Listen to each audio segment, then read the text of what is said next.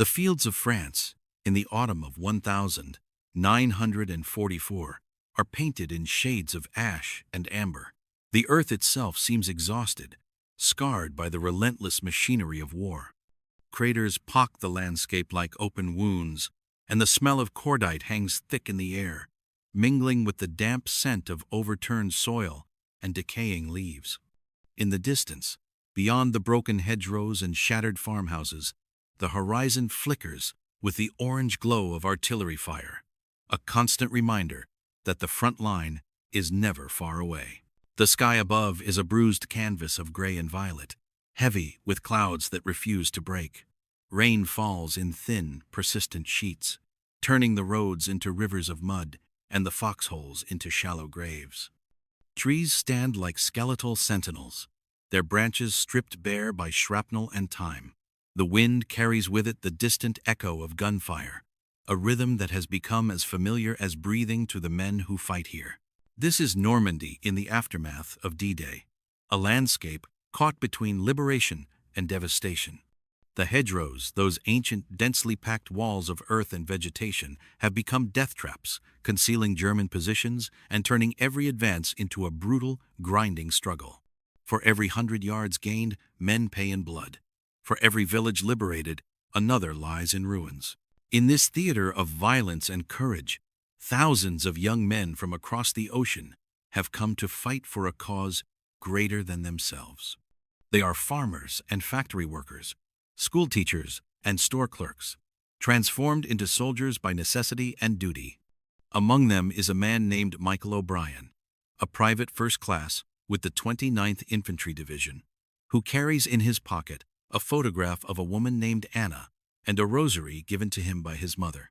He does not know, as he huddles in a muddy foxhole on this cold October evening, that he is writing the last words he will ever write. Michael James O'Brien was born into a world of simple certainties and hard work. He grew up in a small town in Pennsylvania, where everyone knew everyone, where the church bells rang every Sunday morning, and where a man's word was his bond. His father worked in the steel mill, his hands perpetually stained with grease and iron dust. His mother kept a garden behind the house, tending to tomatoes and roses with equal devotion. From an early age, Michael understood the value of loyalty. He learned it watching his father leave for the mill before dawn, coming home after dark, never complaining. He learned it from his mother, who would set aside her own meal so that her children could have seconds. The O'Brien household was not wealthy, but it was rich in the things that mattered: love, discipline, faith, and a deep sense of responsibility to one another. Michael was the eldest of 3 children, and he carried that role with a quiet seriousness. He protected his younger siblings, taught them to throw a baseball, walked them to school on winter mornings. He had his father's strong hands and his mother's kind eyes. He was not a loud boy, not boastful or brash, but there was a steadiness to him that people noticed.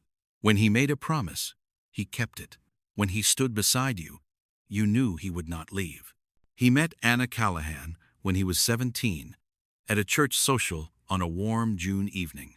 She wore a blue dress and laughed easily, and when she looked at him, he felt something shift inside his chest, a recognition, as if he had been waiting for her without knowing it. They courted in the old-fashioned way, walking together after Mass, sitting on her front porch as the fireflies rose from the grass.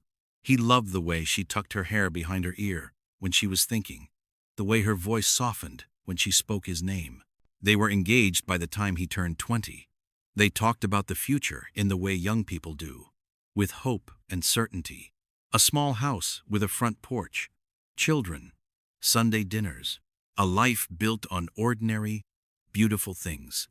But the world had other plans. When the news of Pearl Harbor reached their town in December of 1941, Michael knew immediately what it meant. He sat with Anna that evening, holding her hand on the porch swing as the cold wind stirred the bare branches overhead. She did not cry, not at first. She simply looked at him with those clear, steady eyes and said, "You're going, aren't you?" He nodded. "I have to." She understood. That was the thing about Anna, she always understood, even when it hurt. He enlisted in January of 1942, joining thousands of other young men who believed that some things were worth fighting for. His mother wept when he told her, clutching the rosary in her hands, but she did not try to stop him.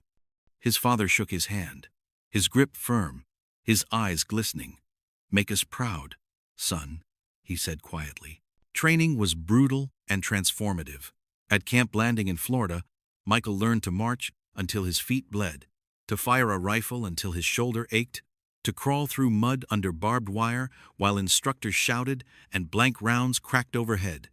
He learned to move as part of a unit, to trust the man beside him, to push past exhaustion and fear. The Army stripped away the softness of civilian life and forged something harder in its place, not cruelty, but resilience, not recklessness, but courage. He wrote to Anna every week, letters filled with small details and quiet reassurances. He told her about the men in his barracks, about the sergeants who cursed like sailors and the chaplain who played guitar on Sunday evenings. He did not tell her about the nightmares some of the men had, or the way the training sometimes felt like preparation for dying rather than surviving. He wanted her to believe he would come home. He needed to believe it himself. By the spring of 1944, he was a different man than the boy who had left Pennsylvania. Leaner, harder, more focused. But in his heart, where it mattered, he was still Michael O'Brien. Still the boy who kept his promises. Still the man who loved Anna Callahan with everything he had. The crossing to Europe was a journey into the unknown. The transport ship was packed with men, their faces pale from seasickness and anxiety. The Atlantic in early summer was gray and restless, the waves rising and falling in long, relentless swells. Michael spent most of the voyage on deck, watching the horizon, trying to imagine what waited on the other side. The men talked to cope with the fear. They told jokes, played cards, shared cigarettes. Some wrote letters home, others prayed. Michael listened more than he spoke, observing the way fear manifested differently in each man. Some grew quiet and withdrawn, others loud and defiant. He understood that they were all, in their own way, trying to make sense of what they were about to face. When they reached the coast of England, the reality of war became immediate. The ports were choked with ships and vehicles.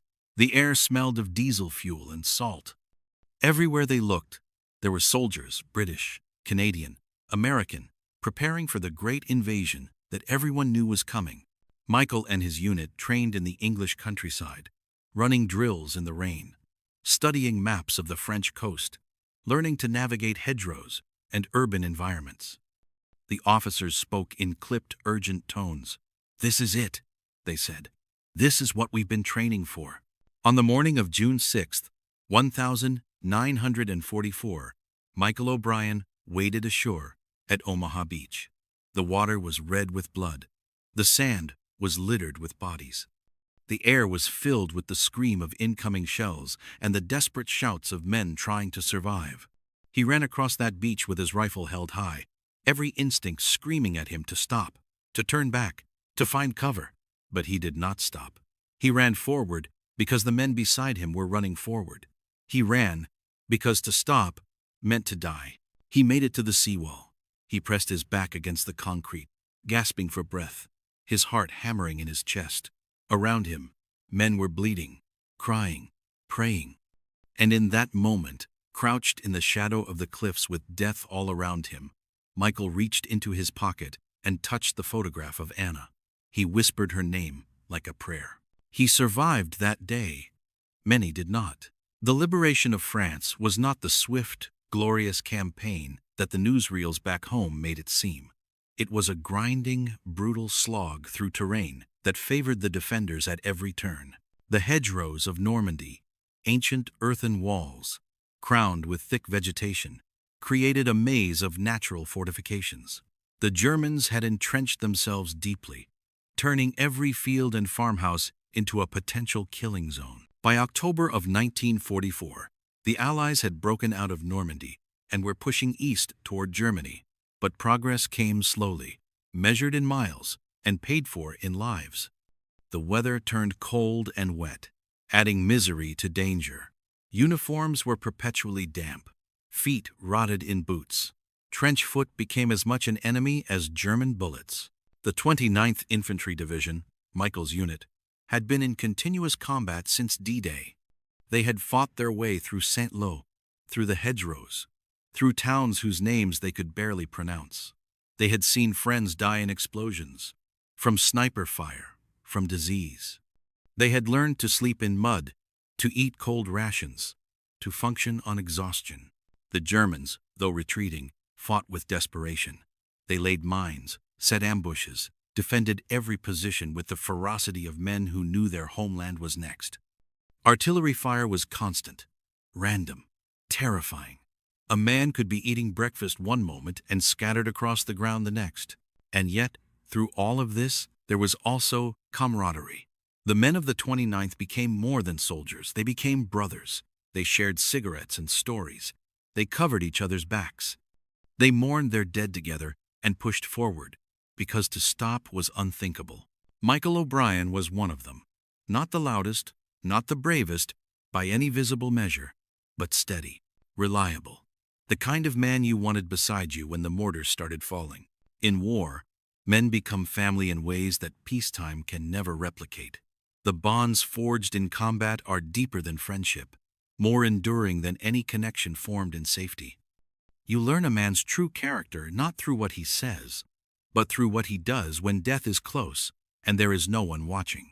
Michael's squad was a collection of young men from all corners of America. There was Tommy Rizzo from Brooklyn, loud and brash, who told the same dirty jokes over and over and somehow made them funny every time. There was James Jr. Morrison from Alabama, barely 19, who still wrote letters to his high school sweetheart and dreamed of becoming a teacher. There was Eddie Kowalski from Chicago, who had been a boxer before the war and moved with the compact, efficient grace of a man who understood violence intimately. And there was Sergeant Bill Harper, a veteran of North Africa, a man with eyes that had seen too much and a voice that could bark orders or offer comfort with equal authority. Harper was 32, ancient by the standards of the infantry, and he carried himself with the weary competence of someone who had stopped believing in luck and learned to trust in discipline instead. These men ate together, slept in the same foxholes, shared their last cigarettes. They knew each other's fears and hopes. They had pulled each other from shell craters, bandaged wounds, held hands when death came calling. When Tommy Rizzo took shrapnel in his leg during the fighting near Saint-Lô, it was Michael who dragged him to cover, who tied the tourniquet, who stayed with him until the medics arrived. When Junior Morrison froze during an artillery barrage, it was Eddie Kowalski who snapped him out of it with a slap and a string of curses, then pulled him close and told him it was okay to be scared. They looked out for each other because no one else would. Because in the chaos and randomness of war, the only thing you could control was whether you stood by the man beside you. Michael never considered himself a hero. He simply did what needed to be done. He took his turn on watch. He shared his rations when someone ran short. He wrote letters for men who could barely read, reading aloud the replies from mothers and wives. He was, in the truest sense, a good man, trying to do good in a world gone mad. October in France brought cold rain and the smell of wood smoke from distant villages. The 29th Division had been ordered to advance through a series of small towns and fortified positions, part of the larger Allied push toward the German border. The fighting had been fierce. The Germans contested every road, every bridge, every hedgerow. 3 days before Michael wrote his letter, the squad lost Junior Morrison. A mortar round landed directly in his foxhole during a dawn barrage. There was no time to grieve, no ceremony. They wrapped what remained of him in a poncho and left him for the Graves registration unit. That night, around a small fire, the men sat in silence. Tommy Rizzo cried openly. Eddie Kowalski stared into the flames, his jaw clenched. Michael prayed quietly, his fingers moving over the beads of his mother's rosary. The next day, they took a farmhouse held by a squad of German soldiers. The fighting was close and brutal, grenades, rifle fire, hand-to-hand in some rooms. When it was over, Michael found himself standing over a dead German boy who looked no older than 17. his eyes still open, staring at nothing. Michael closed them gently, then stepped outside and vomited into the mud. That evening, Sergeant Harper gathered the squad. His face was drawn, his voice rough. "We've been hit hard," he said, "but we keep moving. We keep fighting. Because if we don't, everything Junior and the others died for means nothing." Michael understood, but understanding did not make it easier. On the third day, they dug into positions on the edge of a small wood, overlooking a valley where intelligence suggested German armor might be moving. The rain had turned to drizzle, cold and penetrating. The men huddled in their foxholes, trying to stay warm, trying to stay alert. The exhaustion was bone deep, the kind that made men see things in the shadows, hear voices in the wind. As dusk fell, Michael sat in his foxhole with his back against the muddy wall, his rifle across his knees. He could hear Eddie Kowalski whistling softly in the next hole over, a tune Michael didn't recognize. He could hear the distant rumble of artillery, a sound so constant it had become part of the landscape. He thought about Anna. He thought about the porch swing, the smell of her hair, the way she laughed when he told her something funny. He thought about his mother kneading bread in the kitchen, his father reading the newspaper by the fire. He thought about a life that seemed impossibly far away, impossibly fragile. And he knew, with a certainty he could not explain, that he might not make it home. So he pulled a piece of paper from his pack, a stubby pencil, and began to write. The light was fading fast, the sky deepening from gray to charcoal. Michael had to lean close to the paper to see the words forming under his pencil. His hands were cold, the fingers stiff and clumsy, but he wrote slowly, carefully, each word chosen with the deliberation of a man who knew he might not get another chance. Around him, the sounds of war continued their eternal conversation. The crack of a sniper's rifle in the distance, the low grumble of tanks moving somewhere beyond the hills, the wet rustle of wind through the skeletal trees. These sounds had become the soundtrack of his existence, as familiar as his own heartbeat. In the foxhole beside him, Eddie Kowalski was cleaning his rifle, the movements automatic, meditative.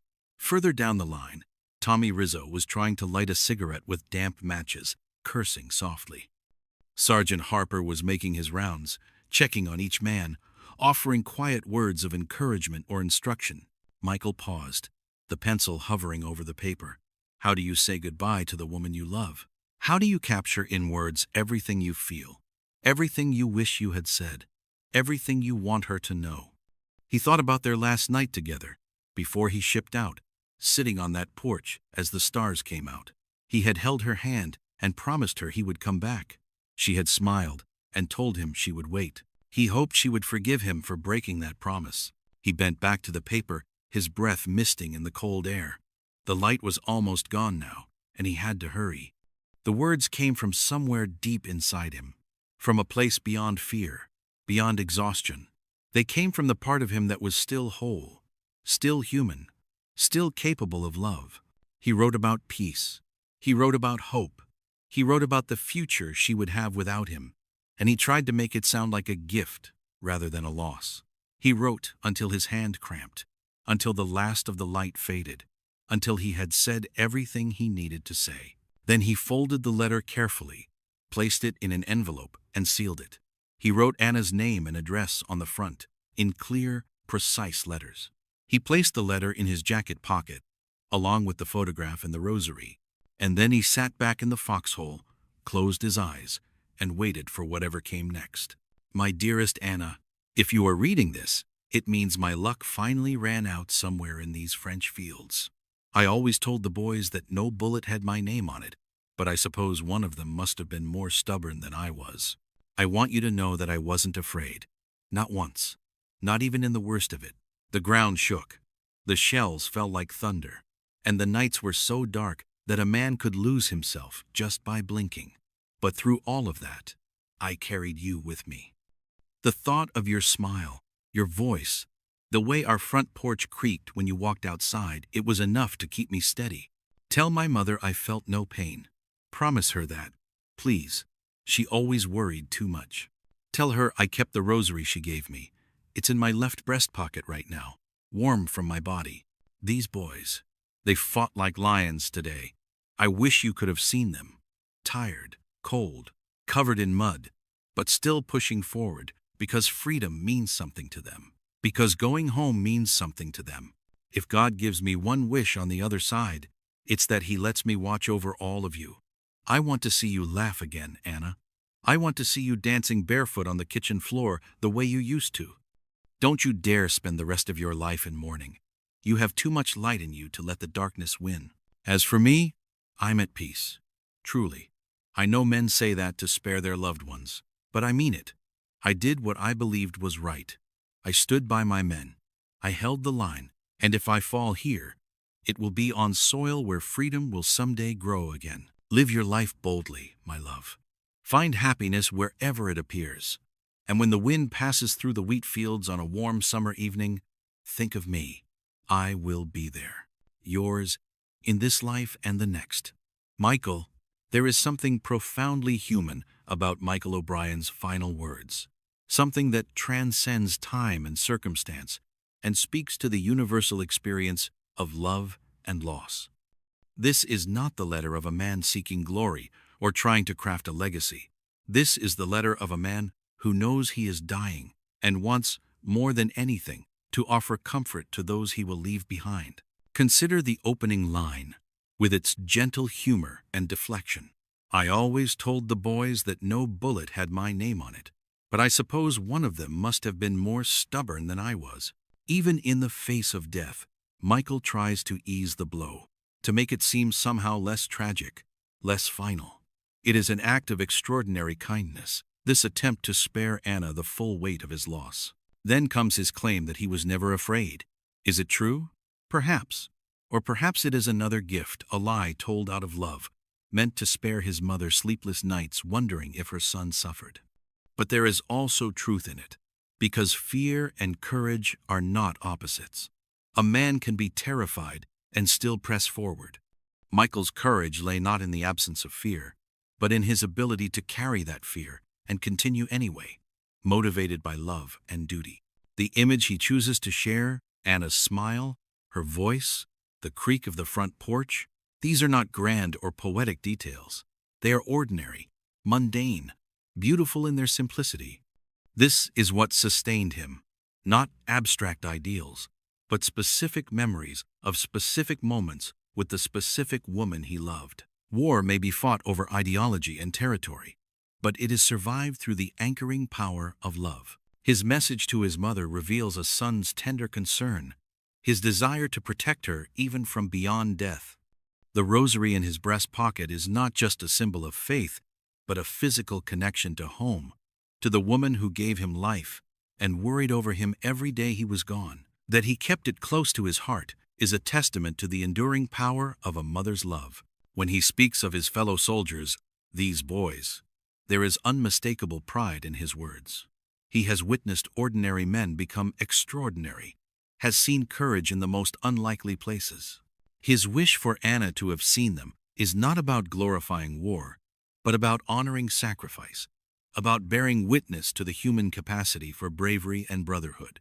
And then, the most heartbreaking instruction: don't you dare spend the rest of your life in mourning. This is a man who loves someone so much that he wants her happiness even when he cannot be part of it. He gives her permission to move forward, to find joy, to live fully. It is an act of selflessness that few are capable of. His declaration of peace, "I'm at peace," truly carries the weight of someone who has made his reckoning with mortality.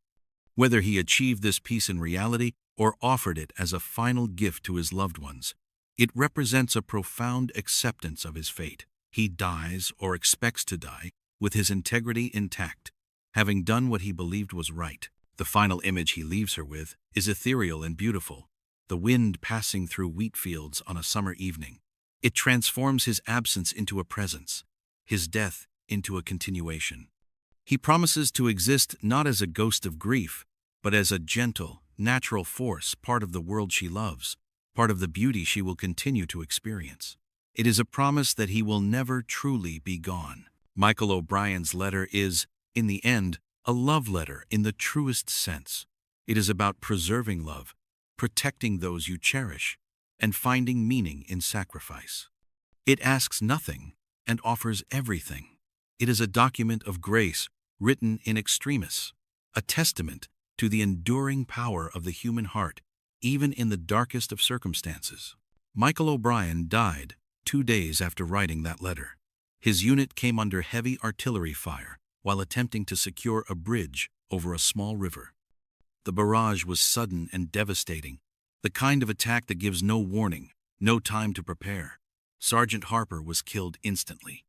Tommy Rizzo lost both legs and would die before the medics could reach him. Eddie Kowalski survived, though he would carry shrapnel in his back for the rest of his life. Michael was struck by a shell fragment as he ran toward a wounded soldier lying exposed in the open.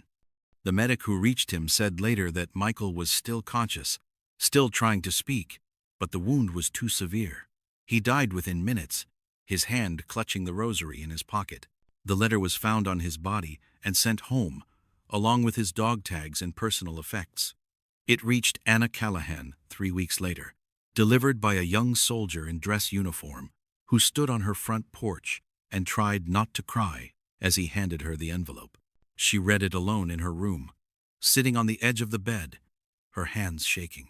And when she finished, she folded it carefully and placed it in a small wooden box where she would keep it for the rest of her long life. Anna did not spend her life in mourning, though the grief never fully left her. She did, eventually, learn to laugh again. She married a kind man named Robert 5 years after the war ended, a schoolteacher who understood that part of her heart would always belong to someone else. She had children and grandchildren. She danced barefoot on her kitchen floor. And on summer evenings, when the wind moved through the wheat fields behind her house, she would pause and close her eyes and think of Michael O'Brien. She kept her promise. Michael's mother received the news with the quiet dignity of a woman who had spent her whole life preparing for loss without ever truly accepting it. She prayed for her son every day until she died at the age of 74, her fingers worn smooth from decades of running rosary beads through her hands. His father never spoke of Michael after the funeral, but every year on the anniversary of his death, he would walk to the church alone and sit in the back pew for an hour, staring at the crucifix above the altar. The 29th Infantry Division continued to fight through France, through Belgium, into Germany itself. Eddie Kowalski survived the war and returned home to Chicago, where he became a policeman and a father and a man who woke up screaming some nights from dreams he could never fully remember. He never spoke about Michael O'Brien, except once, late in his life, to a grandson who asked about the war. "He was the best of us," Eddie said quietly. "The very best." Michael O'Brien's name is inscribed on a white marble cross in the Normandy American Cemetery overlooking Omaha Beach. It is one of 9,388 such crosses, each representing a young American who gave his life for the liberation of Europe. Tourists walk among them, taking photographs, reading names, trying to comprehend the scale of sacrifice. But Michael was not a number, not a statistic. He was a young man who loved a woman named Anna, who kept his mother's rosary close to his heart, who wrote letters filled with hope and humor, who died trying to save a fellow soldier. He was one of millions, and he was utterly unique. His sacrifice was not in vain. The bridge his unit was fighting for was secured. The advance continued. The war, eventually, was won. France was liberated. Democracy endured. The freedoms he died to protect survived and flourished. But victory comes at a cost, and that cost is measured in names like Michael O'Brien, in letters written in foxholes, in tears shed on front porches, in empty chairs at dinner tables, in futures that were never realized. We remember them not because their deaths were glorious, but because their lives had meaning. We honor them, not with rhetoric, but with gratitude. We preserve their letters and their stories because they remind us what courage looks like, what love requires, what freedom costs. Michael O'Brien wrote that he would be in the wind, passing through wheat fields on summer evenings, and perhaps, in some way we cannot fully understand, he is. Perhaps the dead do watch over us. Perhaps love does transcend death. Perhaps the best of what we are, the courage, the kindness, the capacity for sacrifice never truly dies, but lives on in the choices we make and the values we uphold. On a warm evening in June of 1984, 40 years after D-Day, Anna's granddaughter asked her about the letter that she kept in the wooden box beside her bed. Anna took it out carefully, unfolded it with trembling hands, and read it aloud. Her voice was steady, though her eyes were wet. "Did you love him very much?" the girl asked. Anna smiled, looking out the window at the wheat fields rippling in the breeze. "I still do," she said softly. And in that moment, Michael O'Brien was not dead. He was alive in her memory, in the letter he had written, in the promise she had kept, in the wind that moved through the golden wheat on a summer evening. He was alive in the story that would be told, generation after generation, about a young soldier from Pennsylvania who fought for freedom in the fields of France and left behind a letter that proved love is stronger than death. He is alive still, in every act of courage, in every promise kept, in every heart that chooses love over fear. Michael O'Brien is alive, and he always will be. And for all who served, for all who sacrificed, for all who never came home, we remember.